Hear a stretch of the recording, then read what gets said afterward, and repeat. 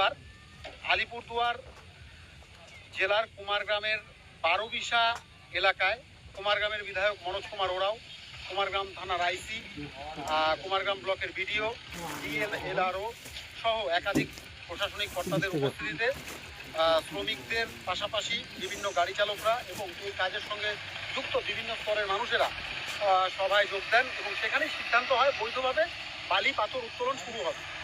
আজ এই মুহূর্তে এসে দেখা গেল নদীর চর থাকা করছিল এই কয়েকদিন, কিন্তু আজকে নদীর চরে খুশি হাওয়া, শ্রমিকরা কাজ করছেন।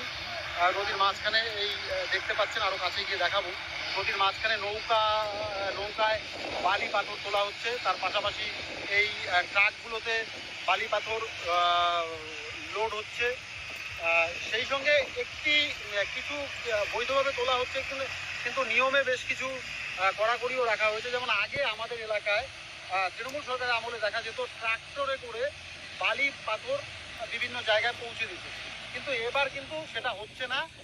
প্রশাসনের তরফে জানিয়ে দেওয়া হয়েছে বৈধভাবে যে সমস্ত গাড়ির বালি পাথর নেওয়ার অনুমোদন রয়েছে এবং যাদের বৈধ কাগজপত্র রয়েছে এবং পুরোপুরি রয়্যালটি কেটে এখান থেকে বালি পাথর উত্তোলন করতে হবে, সেই মতো চলছে কাজ।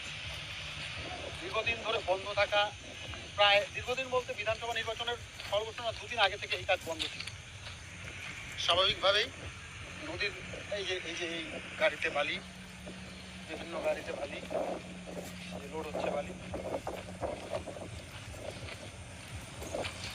এই কাজের সঙ্গে যুক্ত শ্রমিকরাও তাদের বিভিন্ন ব্যাংকের লোনের কিস্তি থেকে শুরু করে বিভিন্ন সুবিধা থাকে।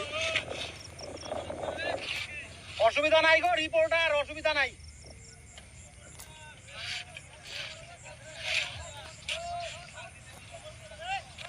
ওদিকে যাবে না, করো না, তোমাদের কাজ দেখতেই তো আসছি, অসুবিধার কি আছে? দীর্ঘদিন ধরে তারা সমস্যায় ছিলেন এবং বিভিন্ন স্তরে। আরে অসুবিধা নাই তো, তোমরা কি চুরি করতেছো নাকি? ভালো কাজ করতেছো, কি অসুবিধা আছে? শ্রমিকরা কাজ করছে এবং সবচেয়ে বড় কথা, দীর্ঘদিন ধরে অনেকেরই বিভিন্ন ছোট ছোট মাইক্রো ফাইন্যান্স থেকে লোন, নিজেদের সংসার চালানো থেকে শুরু করে নানান সমস্যার মধ্যে ছিলেন। এই পরিস্থিতিতে বারবার প্রশাসনের কাছে প্রত্যেকে আবেদন করছিল যাতে বালি পাথর বৈধভাবে উত্তোলন করা শুরু হয়। সেই মতো বৈধভাবে এই সমস্ত গাড়িতে